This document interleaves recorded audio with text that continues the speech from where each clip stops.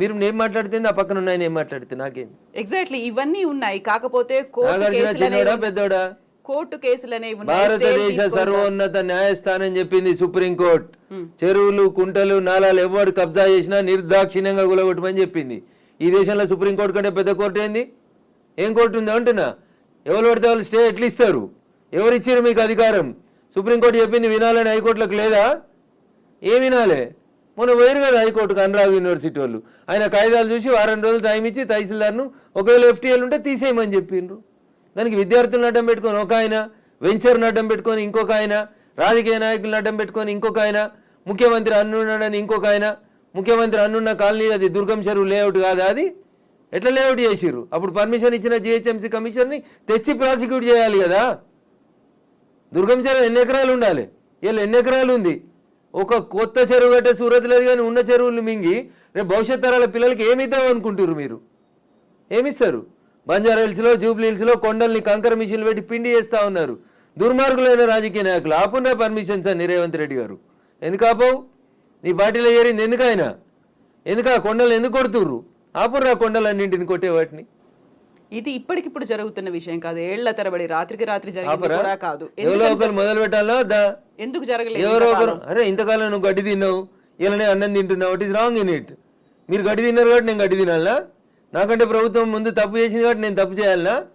Once again I'm telling I'm not supporting Revanth Reddy. ఊరు బాగుండాలా వద్దా? పిల్లలు మీ కళ్ళ ముంగట వాయినాల్లో కొట్టుకుపోయినట్టు బురదలలో కొట్టుకుపోవాలని కోరుకుంటురా? నేను కోరుకుంటలేను.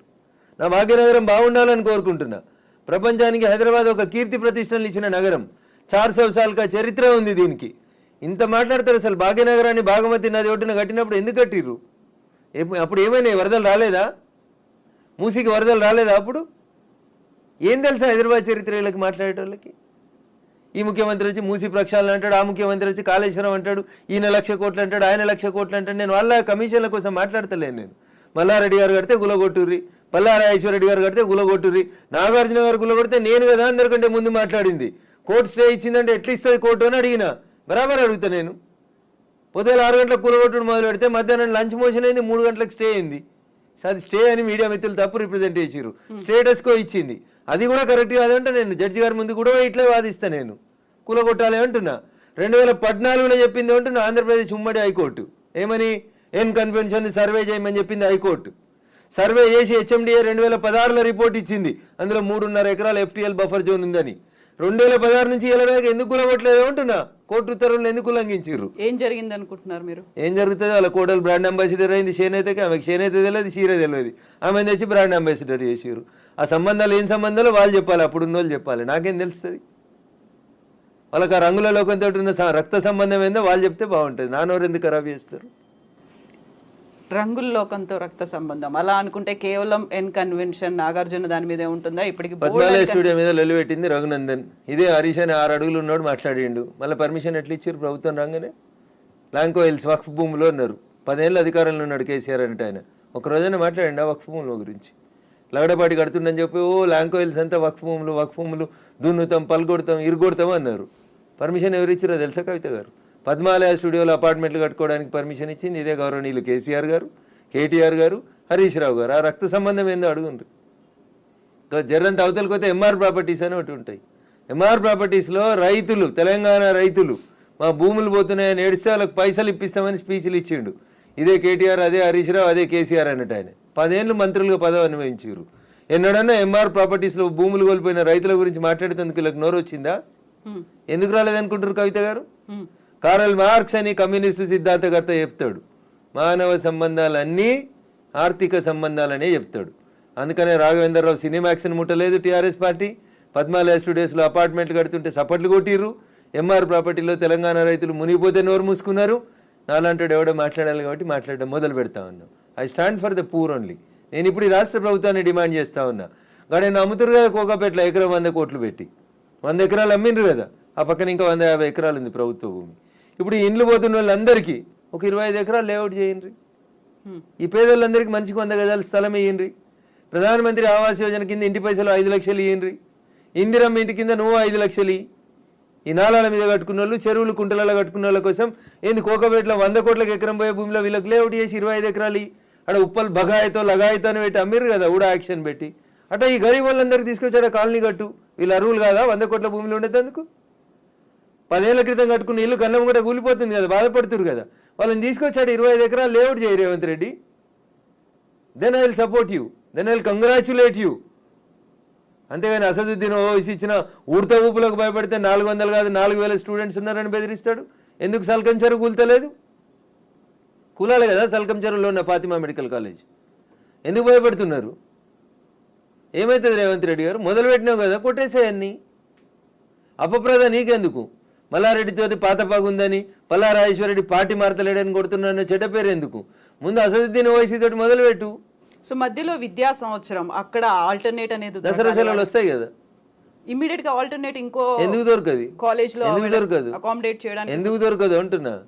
ఒక్క రోజులో కట్టేస్తారు. ఇప్పుడు అంతా కిర్బీ షీట్లు అనే స్ట్రక్చర్లు వచ్చినాయి కదా, టెంపరీ స్ట్రక్చర్లు. 20 మొత్తం రింగ్ రోడ్ పక్కన అన్ని బిల్డింగ్లు ఖాళీగా ఉన్నాయి, తీసుకొని కట్టుకోమని ఉండ్రి. ఇన్ని రోజులు అనుభవించారు కదా చెరువులో కట్టుకొని, దానికి రెంట్ కట్టుర్రి ప్రభుత్వానికి. ఫీట్ కింద వసూలు చేయాలి రేవంత్ రెడ్డి గారు ప్రభుత్వం ఇవాళ. నిజంగా ఎవరైనా పేదలకు నష్టం జరుగుతుంది చెరువులలో తెలిసి తెలియక అమాయకంగా ప్రభుత్వం లేఅవుట్కి పర్మిషన్ ఇస్తే కట్టుకున్న వాళ్ళు ఉన్నారు, వాళ్ళందరినీ తీసుకొచ్చి కోకపేటలో పెట్టండి అంటున్నా.